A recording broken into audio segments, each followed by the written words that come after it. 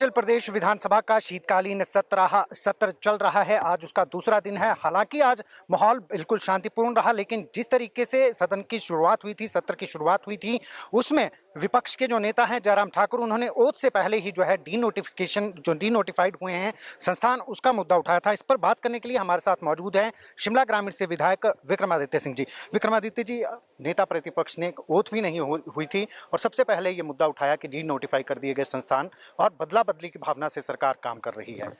देखिए, ऐसा प्रचलन अच्छा नहीं है कि पहले ही आप शपथ से पहले ही इस तरीके के काम करें।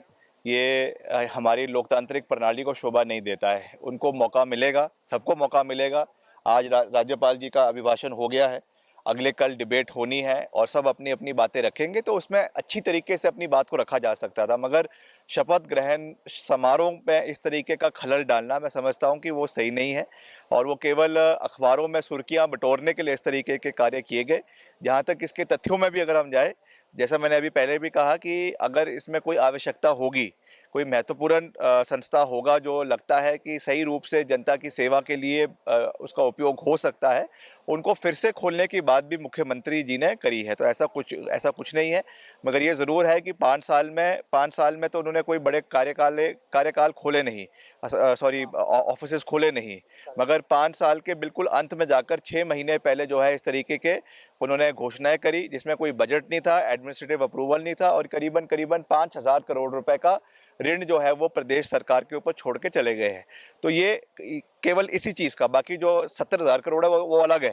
तो इसलिए मैं समझता हूँ कि ये सही निर्णय है। इसमें जहाँ पर भी लगेगा कि आवश्यक है, वो उसको आने वाले समय में फिर से खोलने का पूरा प्रयास जो है वो मुख्यमंत्री द्वारा किया जाएगा। पूर्व मुख्यमंत्री कह रहे हैं कि कोविड की वजह से 2 साल जो है मौका नहीं मिला कार्यालय खोलने का, इसलिए जो है जब मौका मिला तभी कार्यालय खोले गए और जहां जरूरत थी वहीं कार्यालय खोले गए हैं। इसको लेकर क्या कहते हैं?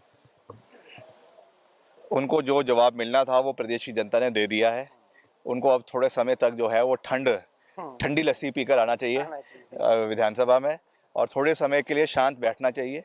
5 साल उनके पास पूरे हैं। 5 साल में जितना उन्होंने आवाज़ रखनी है रखें, मगर जो ये एक जिसको हम कह सकते हैं कि एक फॉर्मल सेशन था, उसको उसकी गरिमा को बनाए रखे। और वो वैसे भी हमसे उम्र में बहुत बड़े हैं, एक्सपीरियंस में हमसे बहुत बड़े हैं, तो उनको मैं कोई नसीहत नहीं दे सकता हूँ, मगर उनको केवल मैं एक छोटे भाई के नाते एक जो है एक उनसे निवेदन कर सकता हूँ। विपक्ष ये भी आरोप लगा रहा है कि सरकार को बने हुए 27 दिन हो गए हैं, लेकिन कैबिनेट का गठन नहीं हो पाया है और जिसकी वजह कांग्रेस के अंदर जो है वो नेताओं के बीच गतिरोध है। इस वजह से कैबिनेट जो है वो फॉर्म नहीं हो पा रहा।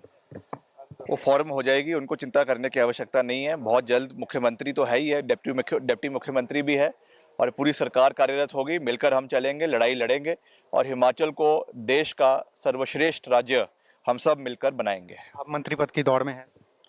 मैं किसी की दौड़ में नहीं हूँ, मैं पदों की दौड़ में होता ही नहीं हूँ।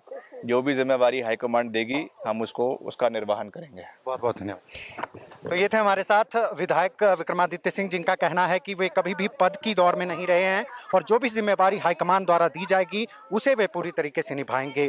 कैमरामैन सुशांत के साथ दैनिक सवेरा टीवी के लिए धर्मशाला से गजेंद्र शर्मा।